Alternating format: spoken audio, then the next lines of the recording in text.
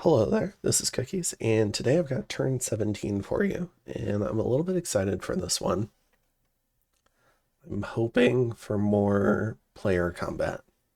Specifically, I want to see Sauromatia attack Lanka.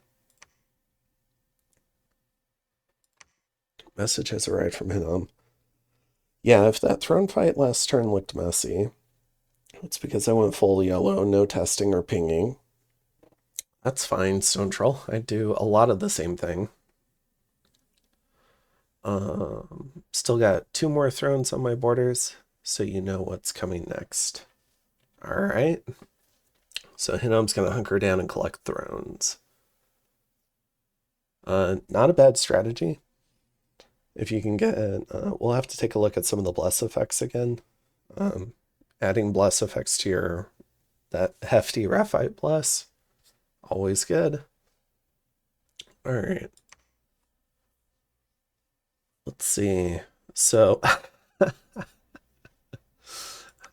has come out with some buffalo. This is fun. Alright, so it's a national spell from They've got 5 protection, a hefty 43 hit points, but they trample and they berserk, which is also pretty cool. And they have 2 attacks, so they do a fair amount of damage if they hit. He's got this Beastmaster Enkidu Sheaf. So this is one of the counter raids. I think it'll win.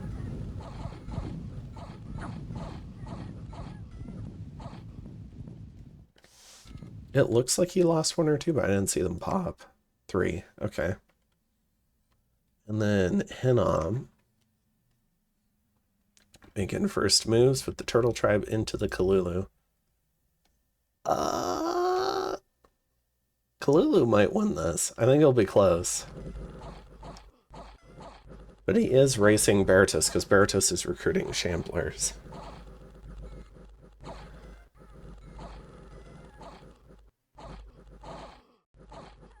That was close.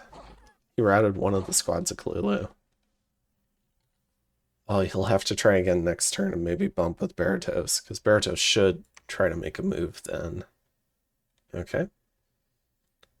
And then we've got Ulm raiding Green Gate from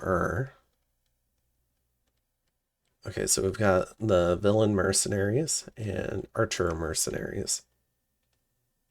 So, using some more expendable merc companies. Trying to get some head hits, some head hits in. The villains have already ran away.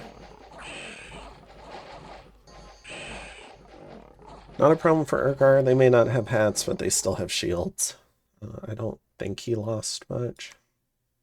Yeah, 2. Alright, Sitha. We've got a ping on a throne.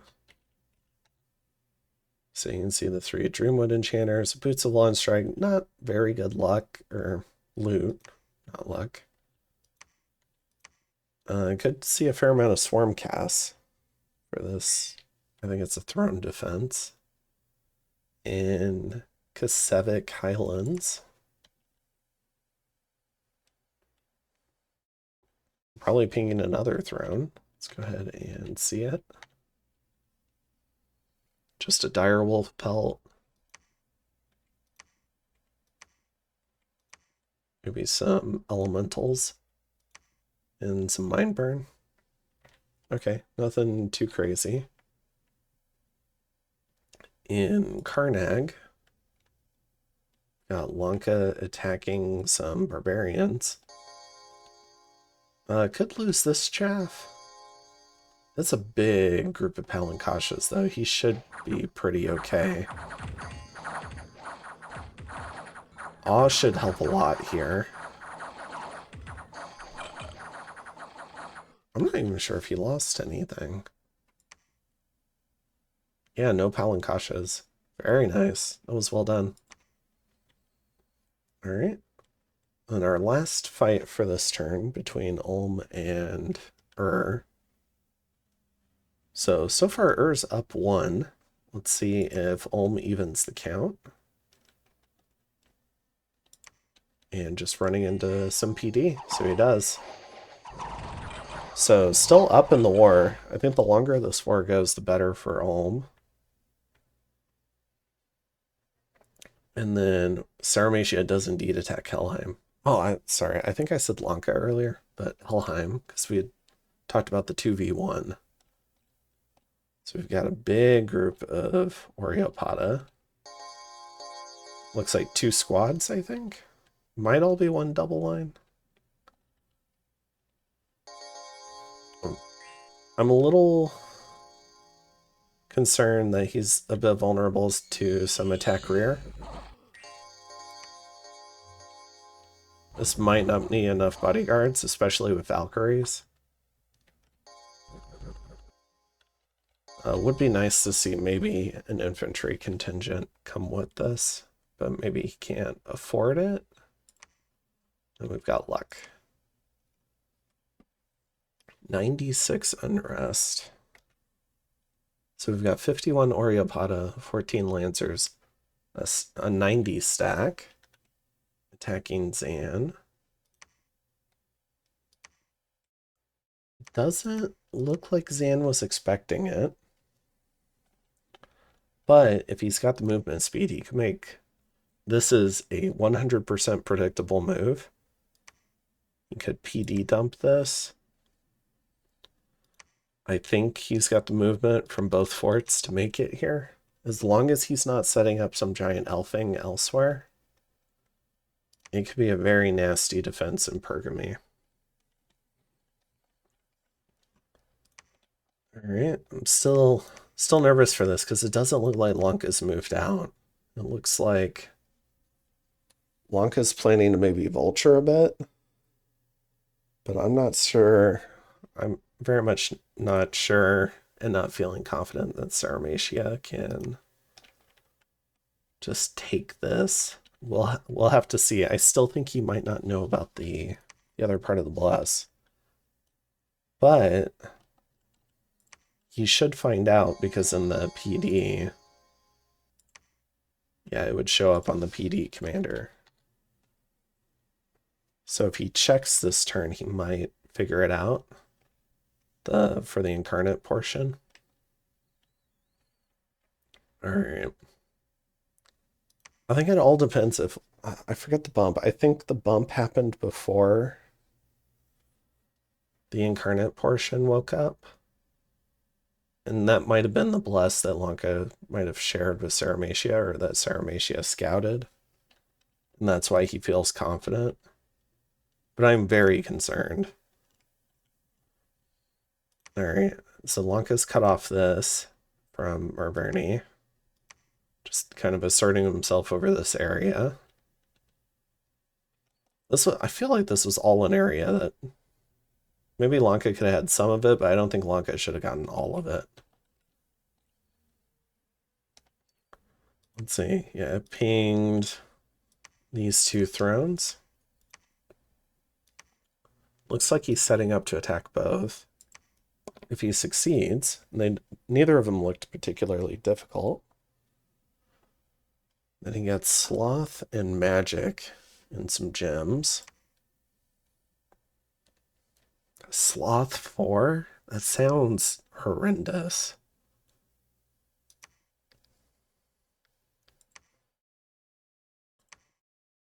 And Throne of Life, growth +1. That would help a lot with some nature. That would be great on Marverni. This would be a huge get. He doesn't necessarily know, but that would be a huge get for Marverni. Bone Door Tower, nice find for Fomoria. God has a Fomorian king. He might try to thug what's left of this. There's only a few elephants. Or maybe he's just got more elves because of glamour. And yeah, Ulm did move into Stonegrave. Now, I'm not sure if can move 2 down here. But this is definitely going to make it more difficult because pulled back. No. Attack. All right. At least he attacked Millgate. So the mercs were there. So there's an elfing party trying to move under this? Did it not get patrolled out?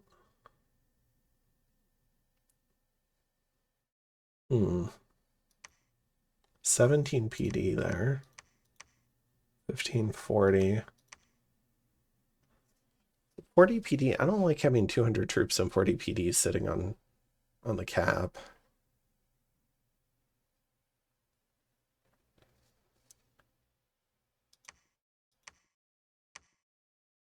I mean, this whole corridor looks empty. I mean, I'm sure there's some stuff, but there's a 15 PD dump. 21. Okay, so he's doing some PD dumps, but I think you have to be okay fighting into PD dumps. You've got foreign rec. Could be recruiting a ton back here if needed. Although his income might be plummeting now. All right, Berytos continuing to scale, getting left alone. Hinnom's looking at thrones. So let's see, they claim Throne of Fortune, so they get +1 luck. Very nice for their scales. Potentially also looking at the Crystal Throne.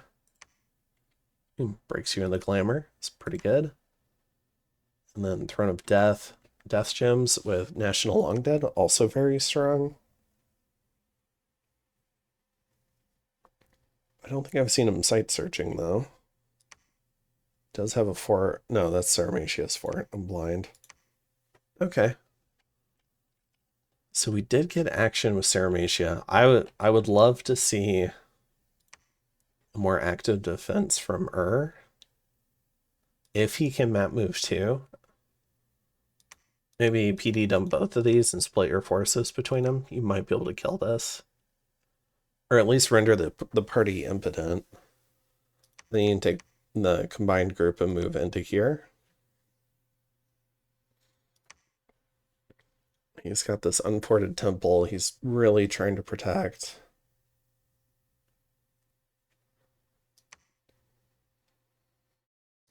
It might be where he's getting shaman. But no, because there's no lab. The lab's here. If Ulm somehow managed to stay hidden under this and attacks Curtain Wall next turn, that's going to be big for Ulm. If you can take a lab back here. I think it's probably more likely he's sneaking through Iron Range. If he sneaked down here, he could combine these two groups here. And I'm not sure if would have much he could do about it. And then maybe a small raid into Gladewoods. And then it just opens up the whole back end of Now the forts are starting to come online for Ulm. Well, I think can still pull it back, but I think it's starting to tilt. Let's see. Let's take a look at the graphs. Okay. So Berytos and Lanka getting away with the most greed in expansion. Berytos is a league above everyone else on forts and in income. For gem income, Helheim got a bunch. We can take a look to see if they found some sites. Research. We've got Fomoria still in first. Tianqi's, I think, slowly catching up. And we've got Lanka and Berytos. I think Berytos is going to really start inverting up with 6 forts and all that gold. Dominion, Berytos is dropping. Marverni is still in first. The Awake Triumvirate. And then we've got still the largest army.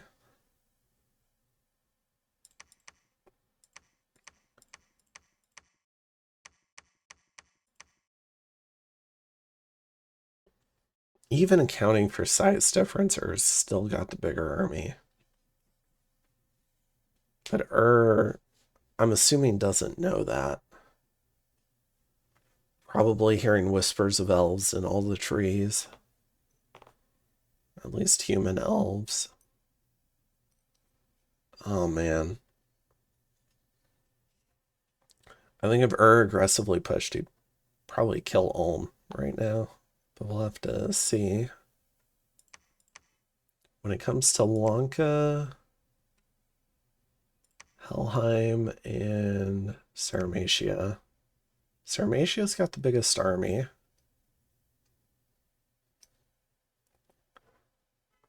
And when it comes to the 1v1 matchup, because we're generally talking cavalry for both sides.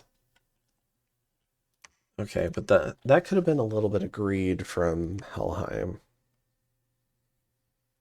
Yeah, he might be getting out, site searching. He's got his Frost Father. He's got 20 Hell Herdings there. That's probably not enough.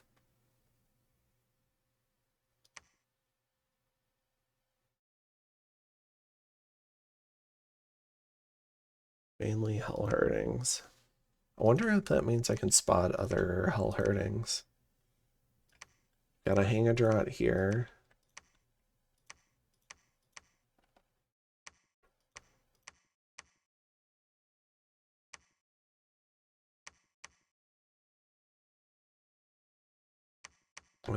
I suppose I can't see them when they're stealth, probably. Oh man. This is going to be interesting. I think it's really important for Helheim to make a stand in Pergamy. You don't want them to start going through here, but even then, even if they... In some ways, they have to pick a direction, so you could do an all-in on Silver Fangs. If they go the other way, you could all-in in the other spot.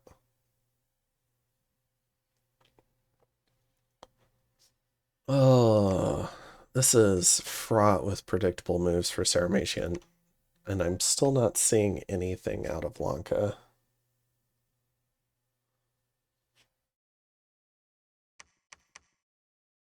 He's probably trying to protect his Palankasha numbers. The 3 provinces he might be thinking of are maybe like these.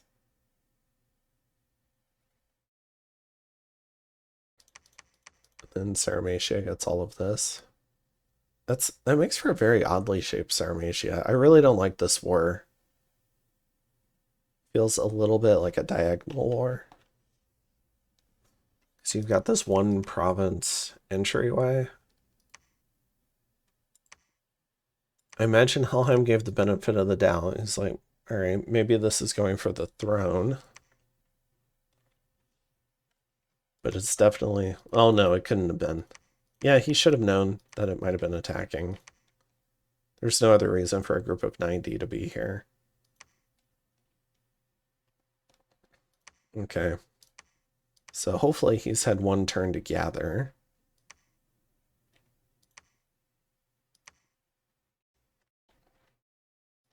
Oh gosh. Seems fraught with risk.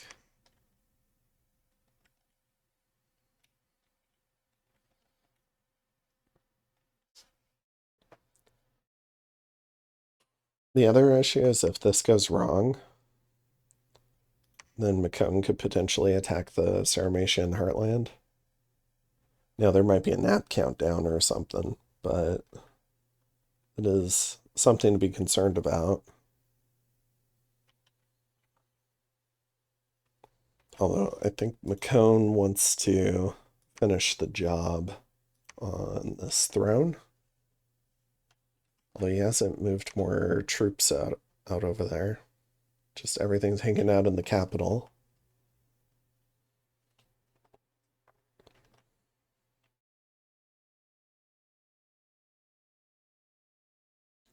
Marverni could be another potential backstab, but it looks like Marverni wants thrones. So if Marverni is going for thrones and maybe eventually even the Crystal Province, which seems kind of forgotten about.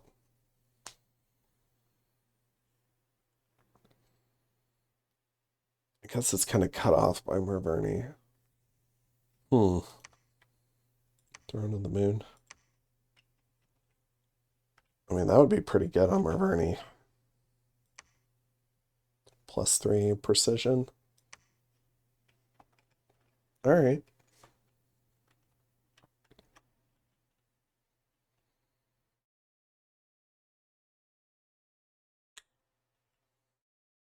I wonder if Sauromatia Sacred's lined up well. I feel like they would have lined up well with Marverni, but maybe he didn't feel like trying to take on the Pretender. Not sure if they would have worked well on Hinnom. And maybe he's not feeling confident. It seems like they came to a border arrangement with Mekone, so he might not want to fight Mekone right now. They probably have a nap. So this was a war he could choose without a nap. I'm just...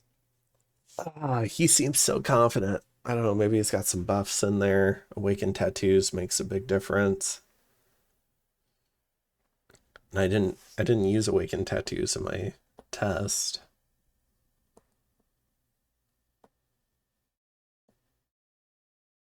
Yeah, we'll have to see. I'm looking forward to it though. I wanna see how this cavalry duel goes.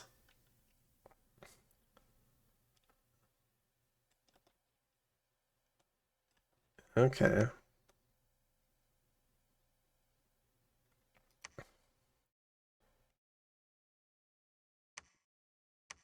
A lot of lab temple combos just out in the wild. Okay. Oh yeah. I said we were gonna check out bless combos. Let's see. Got MR.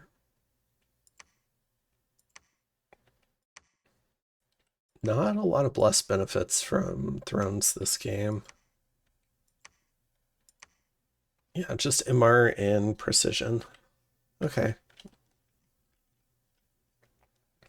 But Hinnom's maybe looking to improve his scales a bit. Let's see. So down here. But that's not going to do it. We'll get him some mage diversity, and dust gems will be good. Yeah, I mean, it's a good trio of thrones for Hinnom. It'll help his dominion pressure quite a bit, too. All right, all right. We've got 2 player wars. I'm excited. We might get a really spicy battle next turn. So, looking forward to next turn, and I'll see you in the next one. Have a good one. Bye.